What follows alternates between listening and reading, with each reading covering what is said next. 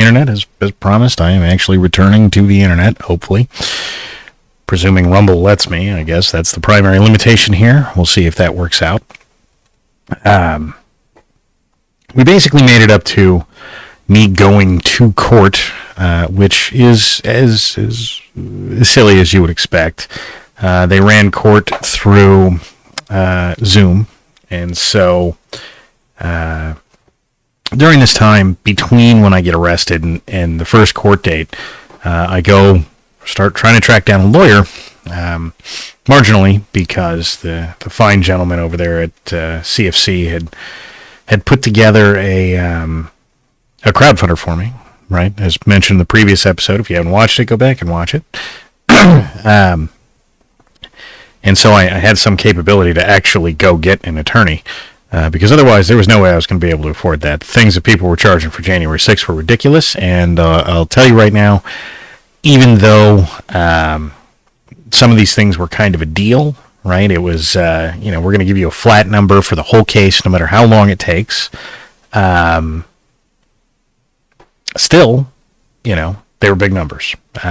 In my particular case, that price tag was $60,000. So if you wonder what it is or why it is the crowdfunder's still up and whether or not I am actively trying to raise money for that, I didn't have $60,000 to just give my attorney. Sorry. But, these things do exist. And so, again, by all means, you can find ways to donate to the legal fees, amongst other things, in the description down below. I would appreciate it if you actually did donate to those things. Whatever it is that you can donate. Some of you get, over the years, have told me you get upset if you can't donate hundreds or thousands of dollars. $10 at a time is how crowdfunding gets done. So by all means, do that if you've got it. And if that's all you've got, I appreciate it anyhow. Moving on from that. So the court dates begin. And I have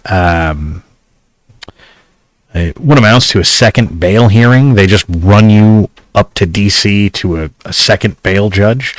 And this guy, for a D.C. judge, seemed like a decent enough guy. Truth be told, he really didn't, hey, this seems a little bit shenanigan-like. They review whether or not I'm allowed to keep guns. My DC probation officer says that, I shouldn't be able to keep guns because I'm a terrible, horrible, evil person. My attorney says, hey, the Judge in Amarillo said it was fine, so, I don't know, let's let him keep it. And the judge in D.C. went, yeah, sure, which is weird, which is how I ended up keeping 2 firearms throughout all of this, which mattered, by the way, dear D.C. judge that approved this. I did end up shooting specifically a bunch of skunks while this case was going on. And so once we get to the actual case, though, I hear tell I had basically the worst judge. And I'm not going to remember this lady's name, but at some point I will publish any of the rulings, the documents, what have you, and you can get her name. She is one of the more jerkish judges for a lot of people's cases in D.C. For January 6th.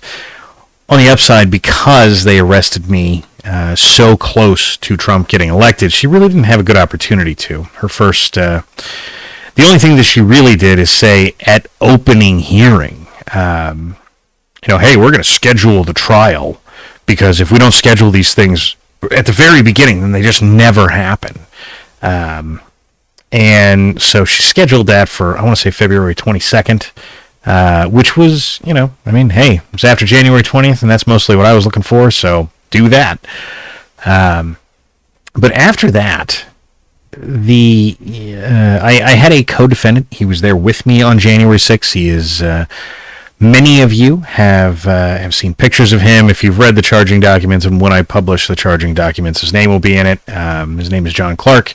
He was in the Marine Corps with me. I know I said I would redact names, but when the FBI doxes you, there's not much you can do about it. And so, his attorney asks if, hey, they said no weapons, and my client has like some knives for my co-defendant, right? And the judge goes, well, no weapons sounds like no weapons. And I'm listening to this and I'm thinking to myself, do you have to like clear out your kitchen? What do you mean no knives, right? And for those of you who have heard that the January 6th cases were ridiculous, it was like freaking Britain over here for a little bit, what do you mean, literally no weapons? I mean, like, first of all, this is West Texas. Everybody has a bunch of guns. But if we're going to start talking about knives, I mean, like, I have chicken butchering tools. Are those weapons? And you better believe I didn't ask, right? Don't ask, don't tell. Rules of dealing with the government. Sorry, Judge, if you don't like it. It's all over now, so pound sand. But, I have chickens, and some of them get butchered. And so, are butchering tools a problem now? I don't know. Is my kitchen knife a problem now? I don't know. But the way this lady was talking was basically if it has a blade or a point or, anything, it's a weapon, so no weapons. And, these people are just out of their mind, right? They all live in offices, and it is very clear they live in offices. They don't... The premise that something might happen that is dangerous but also generally good for society is totally lost on these people. They have no idea that, hey, firearms actually take care of animals. And, yeah, the knives get used for butchering animals, and on and on and on. These people, meat comes from Walmart, right? This is the level of person that you're dealing with. They're pretty much the Zoomer threads of a handful of years ago, where I can't believe meat is muscle of an animal, right? Except these people work in D.C. and are lawyers and judges, right? I will say that by the time that I got there, my prosecutor was just arms in the air about everything. When my lawyer said, hey, we should be allowed to keep firearms, my prosecutor kind of just shrugged, and he seemed to know that, hey, this is already a lost cause. And that was pretty much on day one, which was weird. But for everything else, for everybody else, this was ridiculously bad. Truth be told, I have no other explanation for how I was treated than the Lord was looking after me for these things. And so it is quite literally the case that while I got to be one of the only people that in fact, outside of some cops while on duty, I think I am the only person I know of who kept a firearm during the January 6th case, though somebody else did go back later and get their bail hearing changed, or their bail conditions changed. But after I got mine. But despite that, everybody else was thrown in, get your kitchen knives kind of things if you are left alone. If you are paroled, if you are bailed out, if you're not going to be in prison the entire time. And truth be told, huge majorities of people were just left in prison up to the current moment. And somebody needs to say that, right? There are still people in jail for January 6th. There are not very many. I think there's 3 left. If you want to know a more current, up to the moment, keeping track of this, at Help Stop Hate on X, and I believe it is helpstophate.com, has been tracking January 6th pretty much from the beginning. He is, as I understand it, a January 6th defendant, or possibly one. I am not sure whether or not that's the case, but I know for a fact he has been keeping track of January 6th and January 6th defendants from basically January 7th. And look, he's one of the few people who didn't run away after saying something nice. This guy and Suzanne Monk, also on X/Twitter, are some of the only people that really actually, I'm sorry, it is just stophate.com. It is at helpstophate on Twitter/X. But they're some of the only people who didn't just look at your charges and go, oh, but you got charged with, right? It's amazing how many people throughout this, I don't want to name names of who screwed people over, but I will say this, en masse, if someone said they were helping January 6 defendants, they probably weren't. And that's the long and the short of it. Lots and lots of people made videos, made movies, made commercials, didn't really do anything for people who were, actually being prosecuted / persecuted. Now that may not be the case for, I don't know, some, I'm sure the, what's his name? Brandon Straka got plenty of support, right? But if the government lied, if the government perjured itself, that was enough to chase off basically every social media figure that you have seen say they supported January 6th, with the exception of Suzanne Monk and Help Stop Hate. And those guys, there are a few more. A lot of the rest of them, in my opinion, got more into drama and arguing and all these things. Those two went out of their way from the beginning until literally right now to say that, hey, this is ridiculous. We need to stop these persecutions / prosecutions, etc. Basically, as soon as I was arrested, both of them were willing to put out their, crowdfunders, and we're happy to, hey, anything we can do to help, quite literally. It was probably the most, in that real life kind of real support that I have seen for much of anything ever on the internet.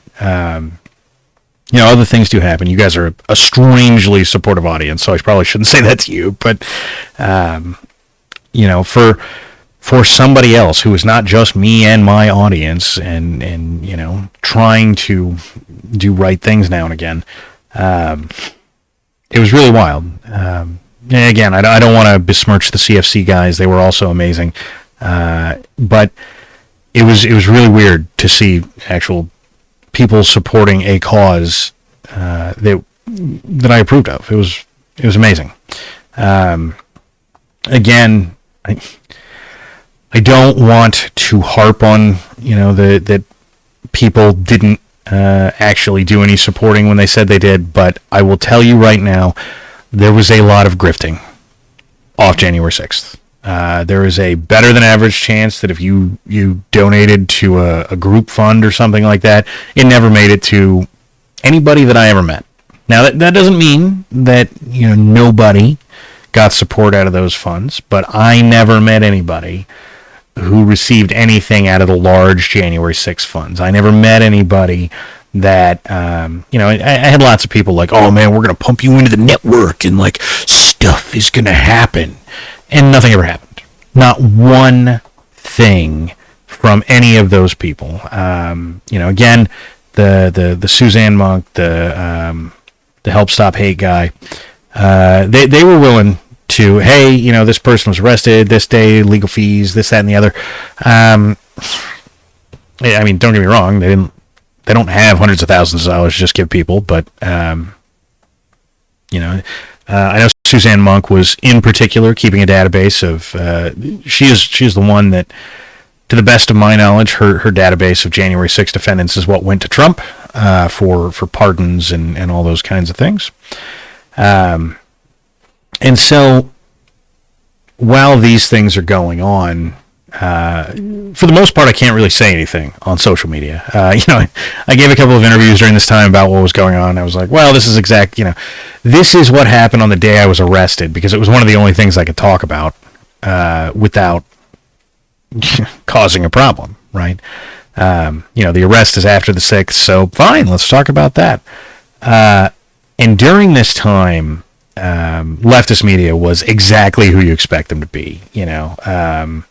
A couple of people had sent me stuff that like, oh, but Don Workman, Don the pleb guys, you're turbo right-wing extremist, which probably fair enough, I guess. According to at least all of you people, I get how you get there. And so fine, the radical leftists of the world think I'm a right-wing extremist. Great, wonderful, whatever. Less wonderful when they're, publishing your name, address, and phone number and all these other kinds of great things. My phone number is not out there, to the best of my knowledge, at least not when I didn't put it out there. But the rest of it, you can dox me pretty easy at this point. So all these things are going on. Of course, you can't say anything, right? There's nothing you can say about it because there's an official FBI document with your name in it. And then there's a DC court document with your name in it. And no, most of them didn't redact anything because why would they? And so in the future, when these people want to come to me and like, oh my God, I can't believe the right doxed this person, I'm going to have to shrug, right? Is that right? Is it the right thing to do? Probably not. But also, I noticed none of you had a problem with this.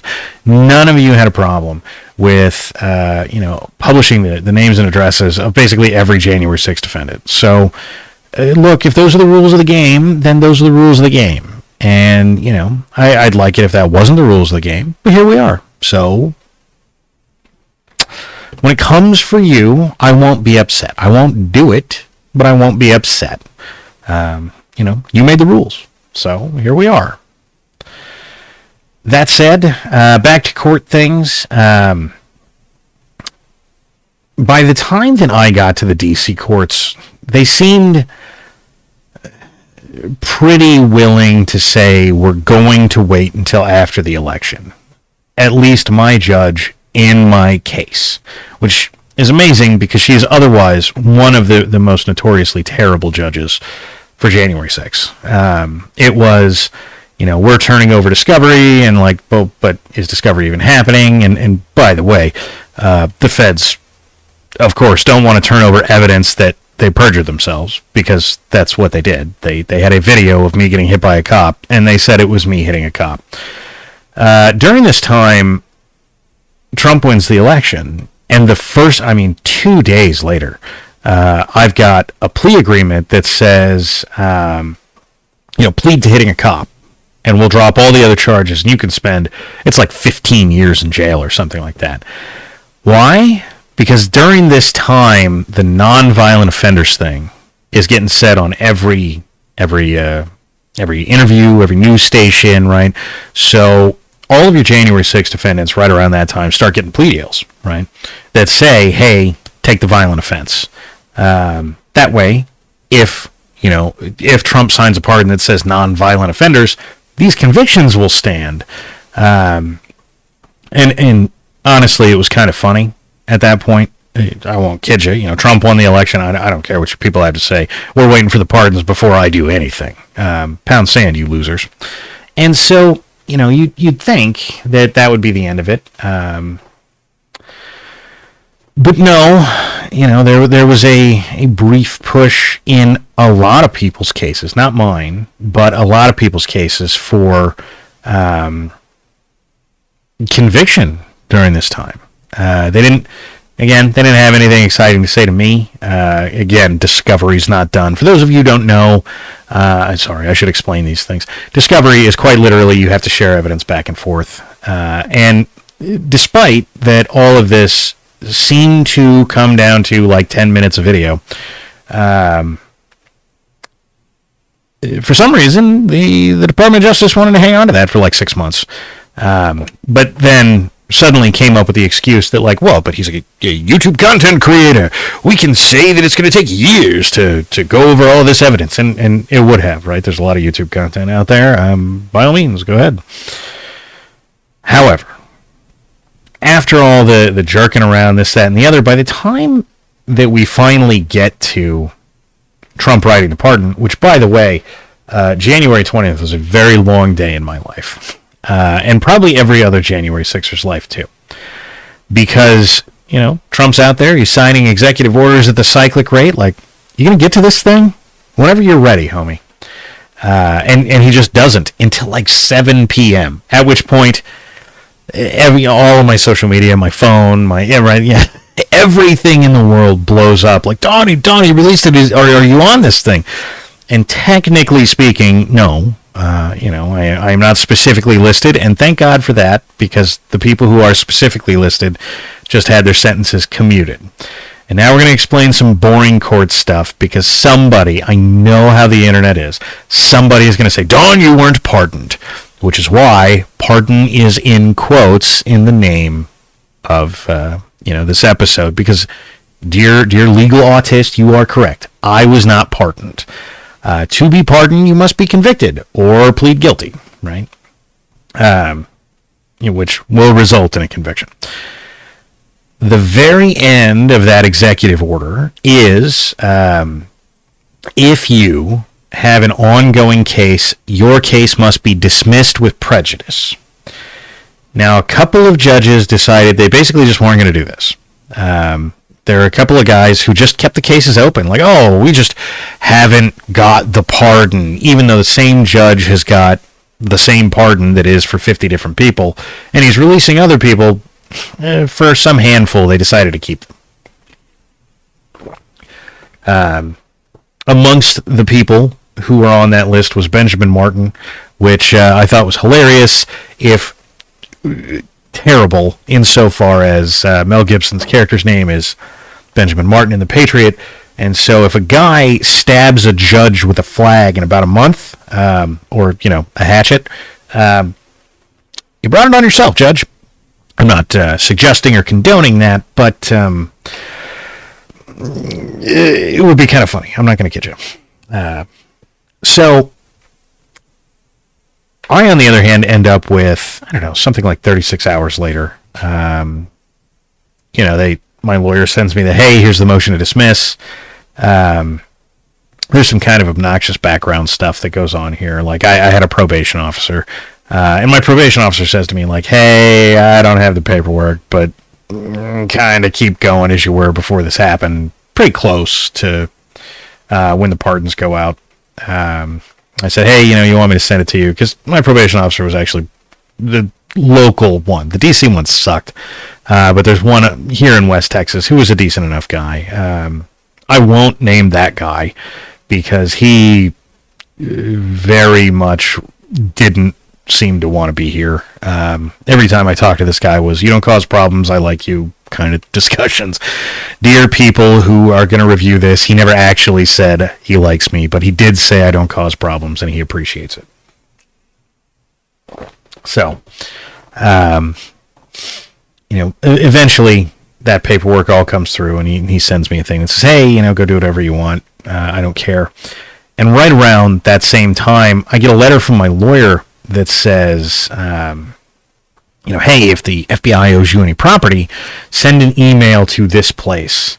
And so, sure enough, they confiscated one phone, which is a thing we should go over from the prior stream, which is to say that I don't know what was going on by the time that they ran these arrests, but I have a lot of computer equipment. I all the stuff to run the show. I keep a couple of other computers around that do other things. And so I figured in true FBI fashion, they were going to confiscate just everything, right? They only confiscated one cell phone. And it was the cell phone with the video of me calling up the FBI and saying, hey, if you're going to arrest me, just call and I'll come down there. And I think that was expressly so I could not publish that video. To let you know that, hey, some of us were, I don't want to get in a gunfight with the FBI. I know there are many of you who are going to say, Don, but you said things on the internet. I'm not trying to get in a gunfight with the FBI. If MS-13 comes down here and they want to get in a gunfight, I'll probably be a little more game. But I'm not a super huge fan of getting in a gunfight with the FBI. No less, though retrospectively, again, my view of SWAT is shattered, so, I don't know. I guess it's more viable now. But, no less, I still don't want to. Anyhow, it would break the narrative that we're all angry, dangerous, January 6th insurrectionists if there was video floating around that was like, hey, it'd be good for all of our health because I live in rural America if, you didn't come down here and us accidentally get in a gunfight. Which, again, I'll probably upload that to Locals today. If you want to go watch it, subscribe to the Locals. It's not particularly expensive. You'll figure it out. So, I send this guy this email, and the FBI, in true federal government fashion, is like, oh yeah, we'll absolutely get that right back to you. And like 3 weeks later, I send this guy an email that's like, what the hell, dude? Honestly, I was a little nicer than that. I was like, hey, is there an ETA on this? And he goes, oh yeah, we're sending it out today. Well, thanks, guys. And so another week after that, it finally gets back here, which is around the time that the feds are just like, all right, well, yeah, sorry about just wrecking your life and giving you this giant bill. But like, oh, I guess we're just done now. And this brings me to a thing that got discussed ever so briefly about January 6th that just seems to be going out the window, which is to say that if you're going to run up millions and millions of dollars worth of legal fees for persecuting Americans, this is a better case for reparations than, 400 years ago, 200 years ago, somebody was a slave in the United States. Now that said, it is obviously self-promotion for me to say do that. And make no mistake, I would very much appreciate if someone paid my legal fees. However, if the reality of this is I have to go campaign for the guys who lost their houses, lost their marriages, lost their kids, the guy who lost his kid because his kid was killed on a motorcycle ride the day before he turned himself into prison for January 6th, right? Because these things all happened. Then fine, we'll campaign for those guys.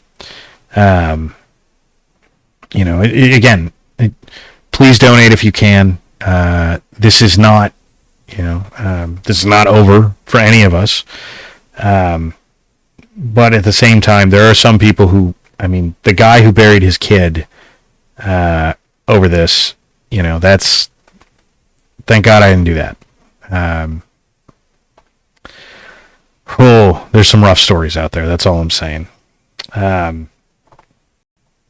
This might unironically be one of the worst things that has happened, that the American government has done in American history. One of, somebody's going to be like, MK Ultra, okay, gotcha. We drugged a bunch of people, But truth be told, putting the Japanese in an internment camp for like a couple of months or whatever it was, and somebody's going to be like, oh, Don, it was 8 years for this one guy. Okay, fine, that guy had it worse. But we're not in substantially different territory here, right?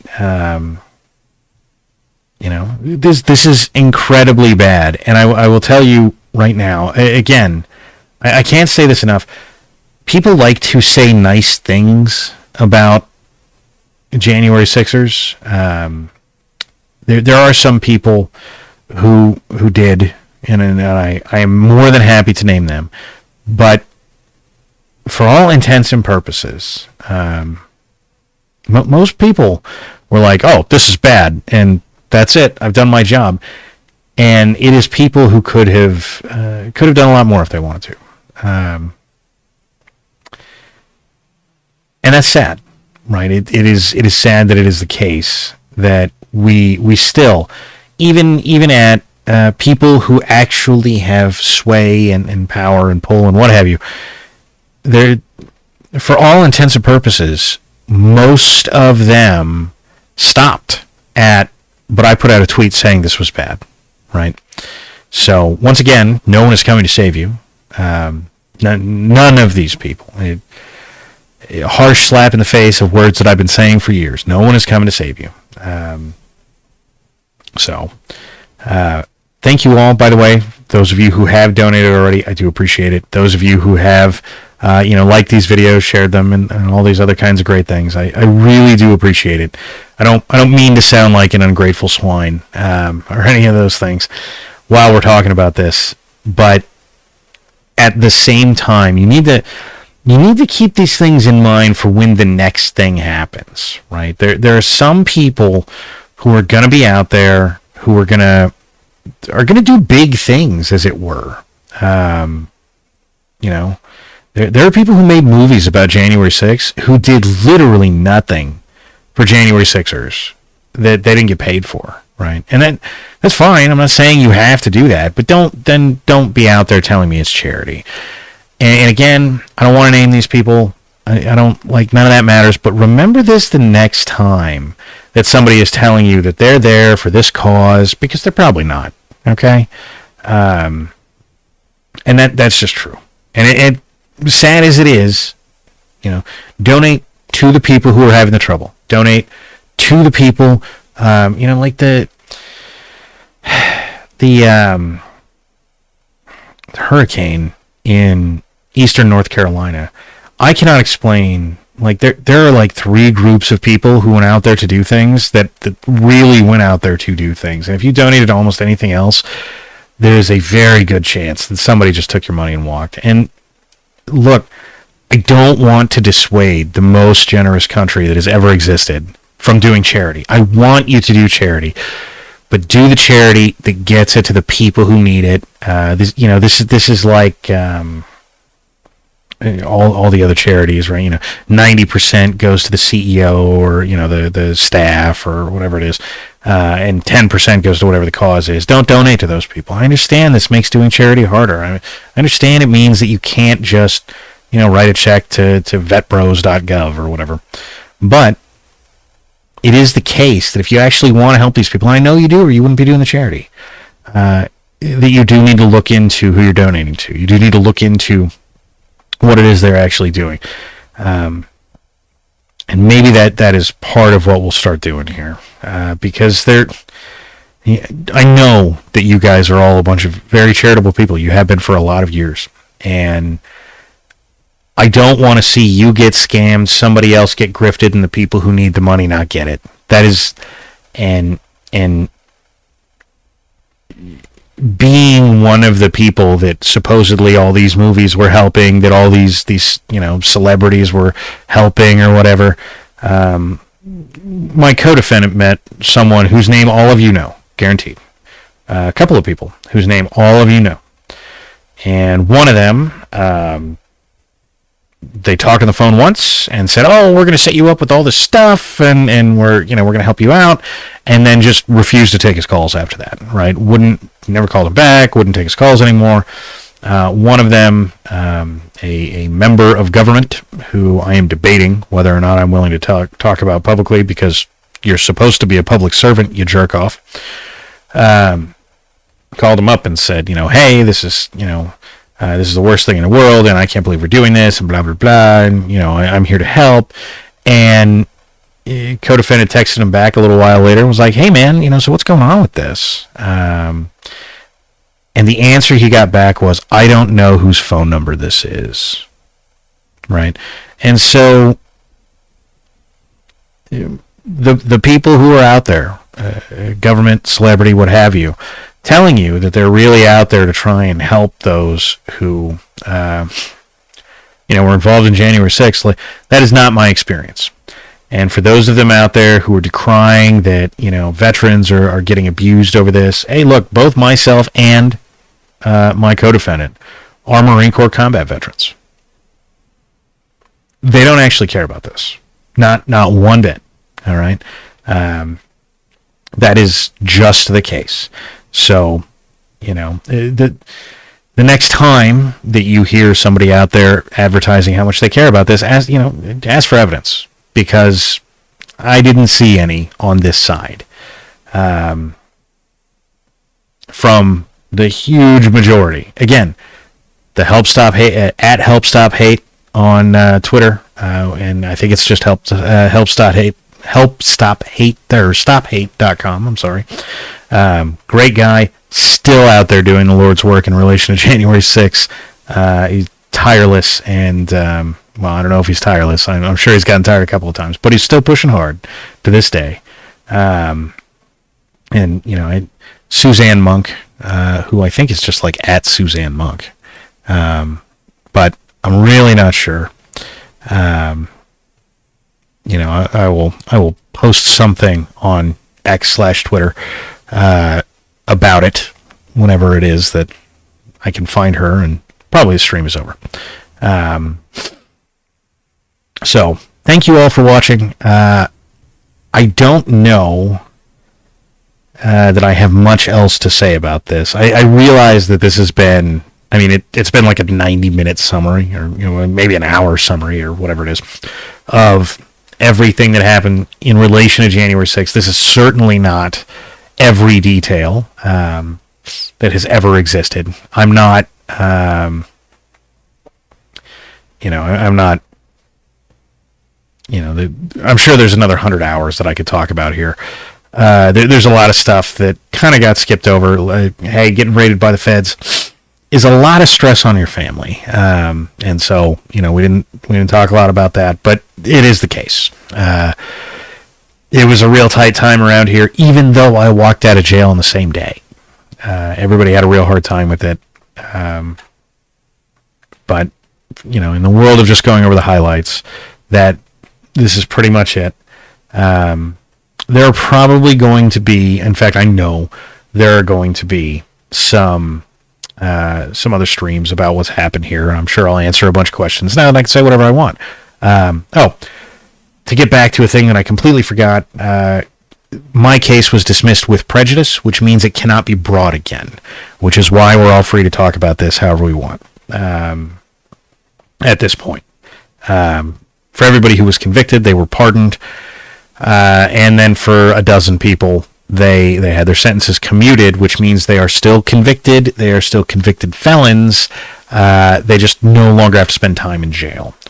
And so for those of us who never got convicted, technically speaking, no pardon, but colloquially, we all got pardoned. All right. So, with all that in mind, I think we're right about at the time limit that I wanted to be at here. Thank you all for watching. I will probably be back again with something more like a regular show this week. I don't know exactly how that's going to go. There's a very good chance I take at least tomorrow off, but after that, we'll see what we can do. Thank you all for the donations, for the likes, for the shares, for following the channel. So many of you have followed the Rumble channel since I came back. Thank you very much. I really do appreciate it. I'm not being sarcastic. I know how the internet is. If anybody thanks you for anything, they're just being a dick. I'm not. I actually appreciate it. Thank you. We are indeed coming back to the internet for something more permanent. It is not going to be the regular show as it was years ago. Can't do that. I don't have the time, and the pay for it kind of sucks. Sorry, but that is of pretty extreme relevance. There will be some other things that will get put together, though.